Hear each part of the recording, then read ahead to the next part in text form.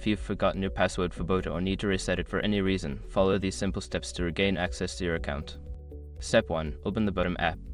Launch the Botim application on your device. Ensure you have a stable internet connection for the process. Step 2. Go to the login screen. On the main screen, tap on the login option. This will take you to the page where you can enter your credentials. Step 3. Select Forgot Password. Look for the Forgot Password link on the login screen. Tap on it to initiate the password reset process. Step 4. Enter your registered email or phone number.